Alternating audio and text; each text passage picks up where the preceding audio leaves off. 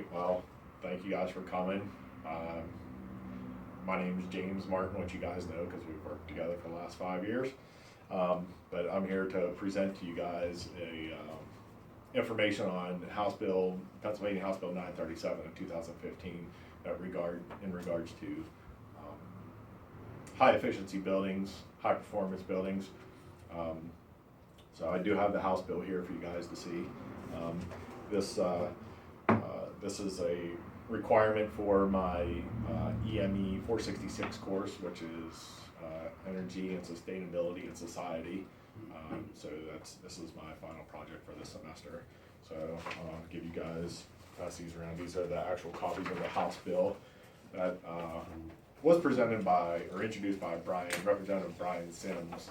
I believe he's in the Philadelphia area. And there's 12, I think, co-sponsors with it. The bill was introduced in April 8th of 2015, and it's basically an amendment to another tax bill from 1971. And it's going to aim to provide tax credits for those who are interested in implementing high efficiency technology to new structures or retrofit in old energy inefficient buildings. So, catch you up, Mr. Yeah, Matt. just keep going. Okay. So where was I? It was introduced. It was to go on top of the Act of 1971. So it's actually part of a 4-piece bill that they're trying to put together to incorporate with other facets of building technology. So this is just one. So I have a brief presentation here to kind of get you guys acclimated with why Representative Sims has come up with this and introduced it, and I'll kind of talk through it a little bit, and if you guys have any questions afterwards, feel free to ask.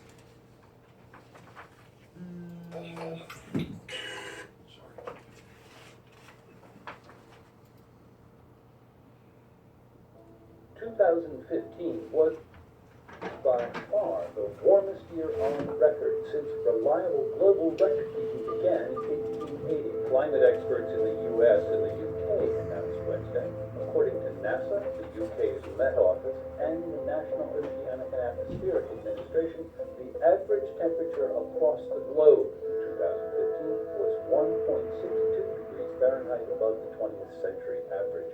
That surpassed the previous record by 0.29 degrees set in 2014, and that marked the 4th time a global temperature record has been set this century. In fact, 15 of the 16 warmest years on record have occurred since 2001, NASA scientists say.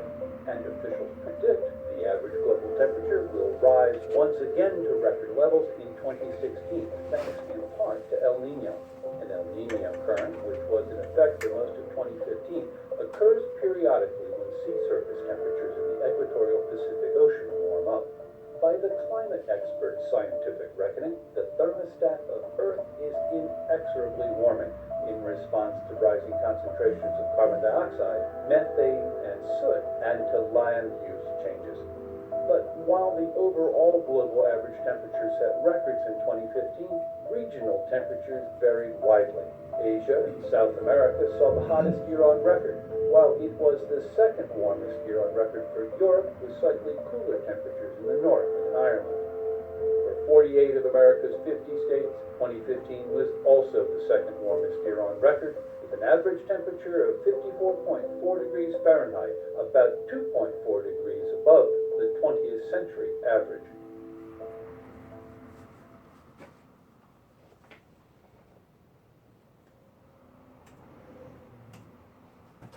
All right, as you can see, the purpose for this bill from Representative Sims is to address the ongoing concerns of climate change and CO2 emissions from buildings, which is quite extensive, and we'll get to that here in a little bit.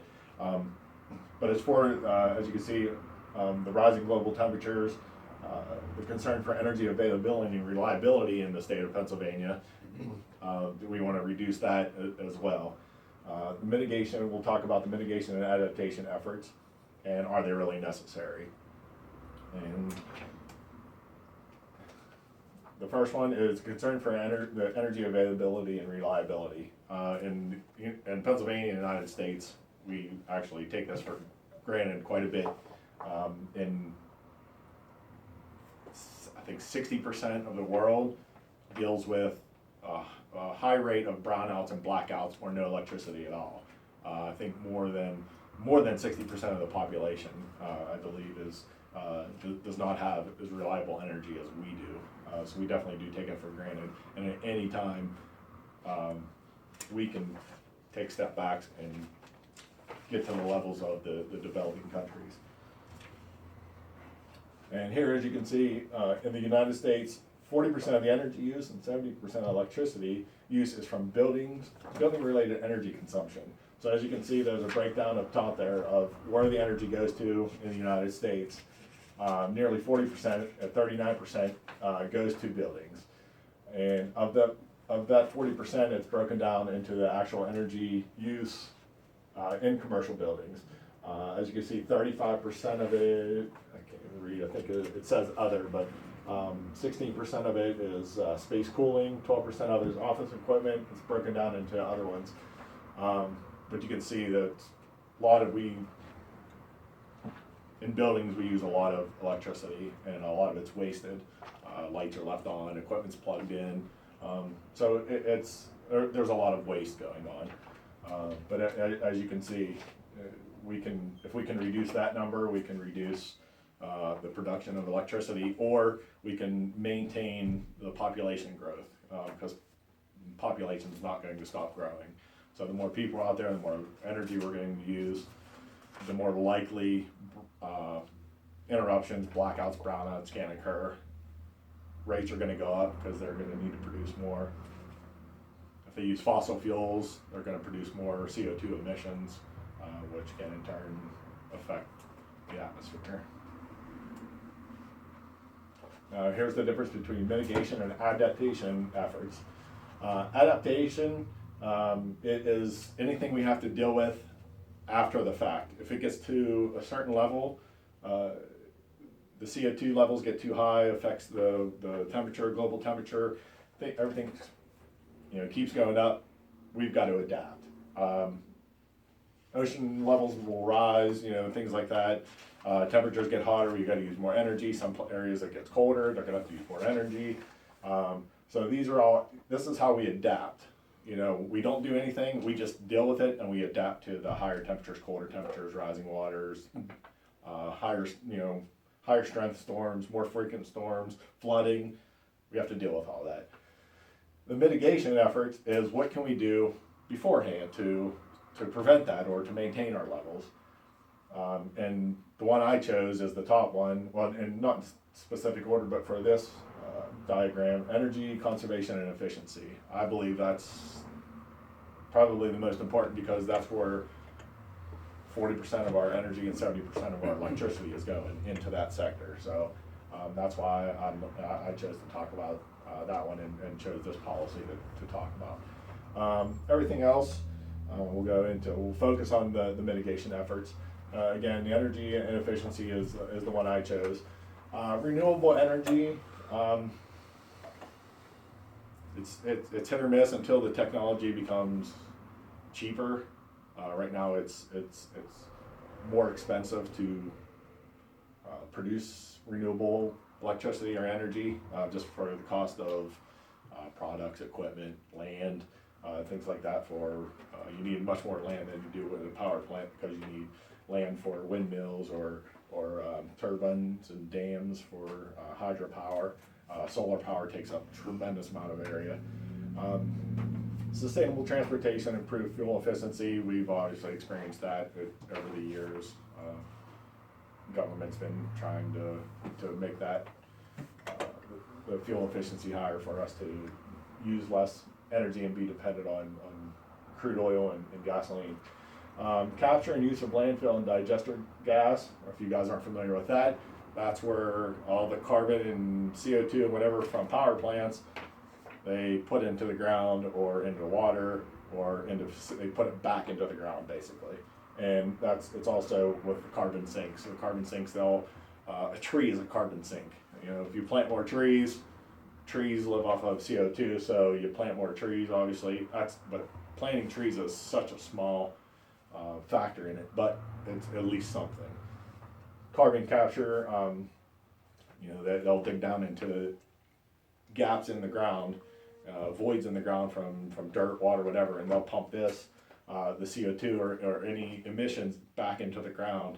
And I guess right now it's just a theory, but over the years, it'll take years for that CO2 to make its way back up to the surface. So that's our theory behind that. But again, all of these are uses that I thought were questionable. That's why we're going to focus on the energy and the efficiency aspect of it. One of the mitigation efforts is the energy efficiency and conservation. Here's an example of commercial building with different aspects, which I'm sure all of you are familiar with. I know we use it in a lot of our projects. Jim Knapp uses it on the res check and com check. There's a couple of other guys use that too. But these are just a couple of the ideas that can be implemented. And with this House bill, by implementing these technologies, the more technologies you implement into your building, and the bigger the building, the bigger the tax credit you'll get. So that's why all this information ties into the House bill is for that reason. A little bit later, we'll get into the standards and the levels that you need to reach to obtain certain tax credits. And this is an example of a high efficiency building example. And this is the Center for Sustainable Landscape at the 5th Conservatory and Botanical Gardens here in Pittsburgh. It's actually, in 2016, it was the second highest rated building in the United States. And it's right here, 40 minutes from where we are. They use a bunch of different things to incorporate a sustainability area, I guess you could say. It's not just a building. They use plants, trees, they use everything, but they are Silver LEED certified. So this is an example of what you can obtain, and I'm sure they've gotten quite a bit in tax credits back for this building. So leads me to the mitigation efforts via policy, which the House Bill 937 in 2015 is what we're talking about. I've already let you guys know that it was introduced by Representative Brian Sims on April 8, 2015. Again, it's part 4 of a 4-piece legislation package known as the High Performance Building Tax Credit. I'm not sure what the other 3 are. Wasn't part of wasn't part of this. Didn't kind of tie anything into it, so we're not going to focus on the other aspects of it. We're going to go through the list of the items for the purpose of the bill. These are actually spelled out in the bill, so I gave a little brief description. Better energy and environmental standards for construction. That's probably the main one it can affect us, and will affect a lot of our clients as well. Optimize the energy performance of buildings across the state. Increase relevant product and technology demand. By implementing this bill, obviously the technology is going to have to be out there, so more and more people are going to come up with ideas to implement. It could be even more higher efficient HVAC units, heating units. Believe it or not, faucets. I mean, we know with toilets and sinks, people don't think of energy. Well, how can a sink save me energy? How can a toilet save me energy? Well, if you save 10,000 gallons a year by switching out toilets, how do you think that water is made? It's Water Treatment Municipal Authority. They've got an egregious amount of electricity to treat that water and pump it out to everybody. So if you make some water water technology more efficient, you use less water's made, more energy saved. And just to give you guys an example, I was working with Sue on one of the local municipalities was looking to cut their electric bill. They're spending anywhere from $3,000 to $7,000 a month in electricity to run their small facility. It is a small facility, their small facility. So you can see how much money a small facility makes. Another actually facility where I got the idea from was in Philadelphia. They were spending $50,000 to $55,000 a month in electricity to run their one of their water treatment plants and their water production plants. So it's not just electricity use, it's how other aspects we can use to reduce other people's use of electricity. Create public awareness. We all are familiar with that. How many of our clients know what they can and can't put in a building or what's available out there? So the more we know about it, the more the clients will know, the more they might be likely to, put it in their buildings. Improve working conditions and related health problems. That just goes back to the CO2 emissions. CO2 and other emissions are known to cause respiratory problems. So the less we pollute the air, the more likely everybody can breathe a little bit easier. And these are the final ones. Reduce PA's energy dependency. That's another one. It just goes back to the less energy we use, the less energy we have to look outside of the state to buy electricity from. Don't stop buying it from the grid. Stop buying it from other states that have it. Minimize it. I know the state does want to implement a lot of renewable energy over the next 25 to 30 years, up to 2050 actually. And try to really minimize the use of coal-fired plants or fossil fuel power plants, and reducing the volume of energy we use ups that percentage of renewable energies. And I kind of touched on this already, was reducing energy at municipal water facilities, so we'll go over that again. Reduce waste generation. I do have a friend that works for West Penn Power, First Energy. I think upwards of 70% of electricity that's produced is wasted before it gets to our outlets. That's the transmission lines, booster stations. Electricity just loses energy as it travels. I know you guys know that, but the general public does not. So it's the more we know, the more we can educate them and kind of help out with the House bill, the implementation of the House bill. Increase PA's capacity for future design, construction, and operation of higher performance facilities. The state's trying to get to a level, California, New York City, a lot of these bigger, Houston, Texas, Dallas, Texas, a lot of these bigger cities, they already have policy in place for energy efficiency buildings that blows Pennsylvania out of the water. I mean, Pennsylvania is good for renewable energies. They're one of the higher states, but building efficiency, we're not even close to being there.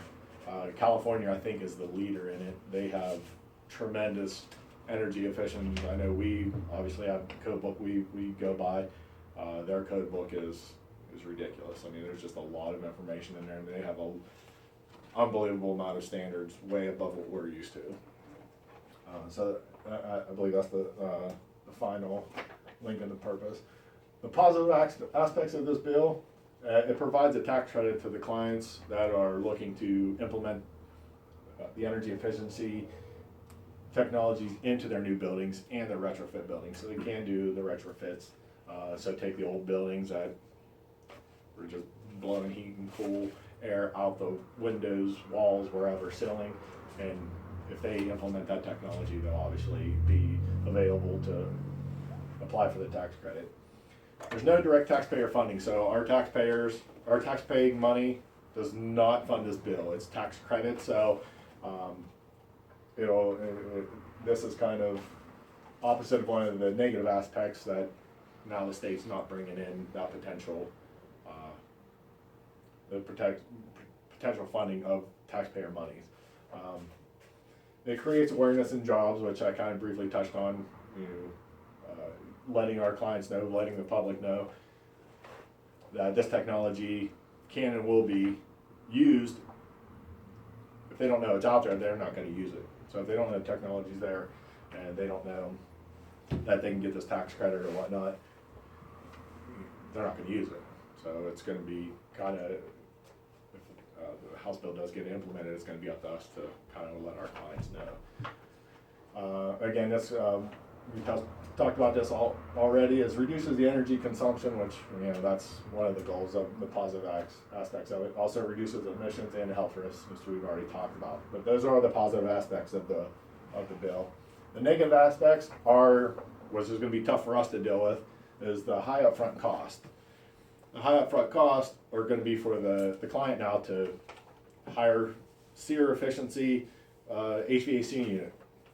Cost more than a lower one. However, in 5 years, they're going to get their money back.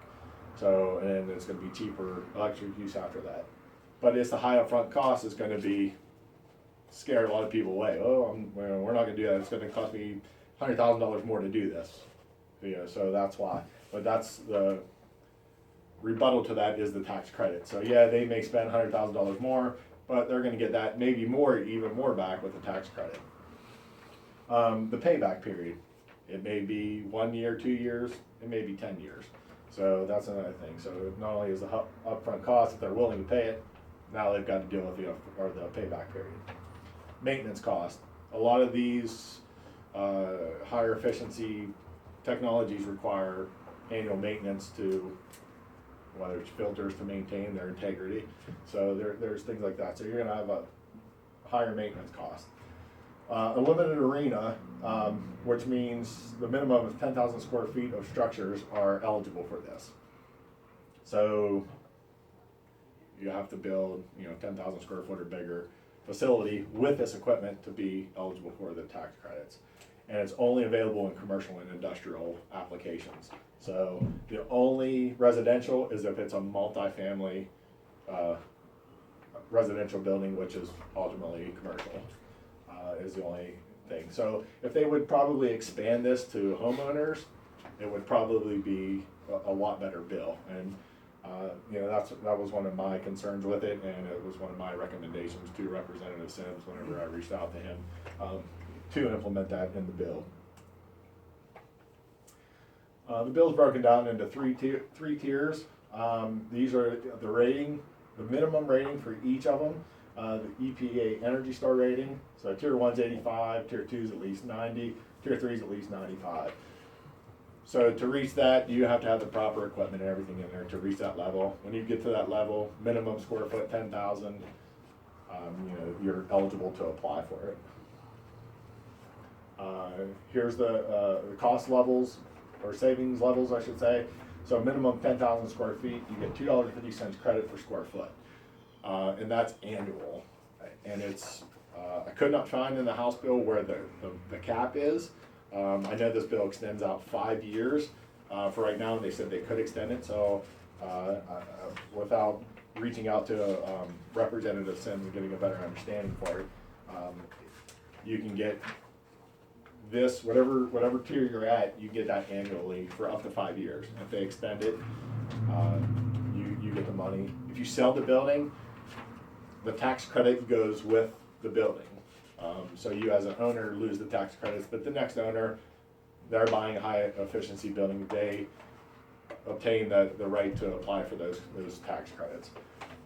As you can see, tier 3 goes up to $4. If you're doing a 50,000 square foot building, you get $4.25 credit per square foot. I mean, if you're thinking about doing a 45,000 square foot building, and you're like, well, if I jump up another $5,000 in square feet, I can, that's a huge savings. And again, it's annual tax credit savings.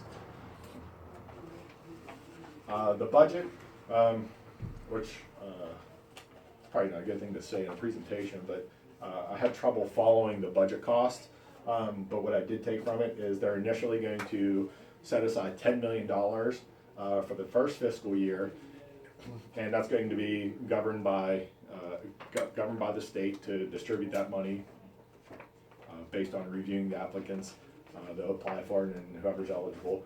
And my understanding is the variable amounts over the following 5 years for up to an aggregate of 32 million. And in the policy, it'll break it down. I believe it's 4 million, 8 million, 6 million. It varies over the years that they have set aside in tax credits, and they're not to exceed that. In conclusion, for the House bill and its purpose is to minimize energy and electricity consumption across PA, which is probably the main thing, and it's again reducing 70% of our electric use, or the culprit of our electric use is key to doing that. Obviously, want to improve the air quality and health of everybody that lives here. Reduce carbon emissions.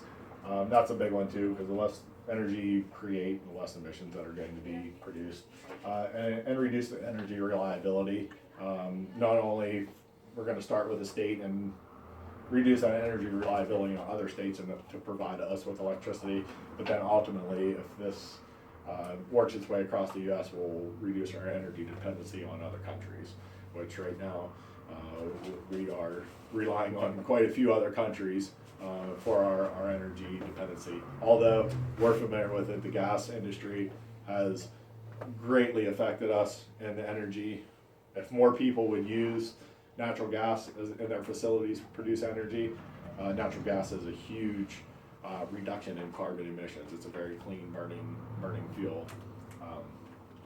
But that's about it. And if you guys have any questions, yes, sir, Mr. Marble. My question is, when's the House bill come up for vote? That's a good question. The House bill is in the Finance Department right now in the state for review. There's quite a few steps to have a bill made into law in Pennsylvania. I believe there's 13 or 17 steps. The review process is in the second or third step. So there's one or two more reviews after this. There'll be some changes. There'll be some recommendations for changes. I'm not even sure that process can go on for months, years. They were anticipating it to be in. They obviously, when they have these policies, they want it to come into play right away. Especially this policy. Because I have a follow-up. It's in the ultimately, it's in the financial department. In relation to that, now, once the bill is passed, will they be able to go back to previous buildings, say within a 3-year period, to give them tax credit? Or will it only be new buildings built after the bill is passed? Or will it be, based upon when contracts are signed with designers? I do not see anything in the bill that specifically spells out any buildings that can be grandfathered in. If there's a period where they can go back, maybe that's a good, good topic to present to Representative Sims. Say, that's a good concern. Yeah, it wouldn't be fair to people who did it 3 years ago who took the initiative to do so. To make it energy efficient and not be rewarded 2 years later or 3 years later. Yeah. Even if it's on a prorated basis, Yeah. 1, 2, or 3 years, you get more for previous year, a little bit less for the ones that prior to that. But just to add to that, some of the projects I have worked on have incorporated some energy designs in them, such as occupancy sensors. Mm-hmm. When people leave the room and it's not occupied, it does kill the lights. So, we're starting to see more of that in the building code and in building design. Yeah. And this is also, just to touch on one of the other 4 policies is, I believe it's already in the state mandate for state-owned buildings to have a certain level of energy efficient equipment in those facilities. So the state's actually being proactive in putting this equipment in there to lower, they know it's going to lower their cost. They have a lot of buildings, a lot of property. They're using this equipment to lower it, but it's also a state policy that they certain buildings, certain size buildings have to meet some or all of these requirements that are in this one for public buildings. Anybody else have any other questions? No? Alright, well, thank you guys very much. Hopefully, if any of this information I could take back, I can notify Representative Sims, give him some of the ideas, questions, concerns, not only the ones that I have, but a couple that you guys have had, and we'll get those over to him. And thank you guys for your time. I appreciate it. Okay, thank you. Good job, you.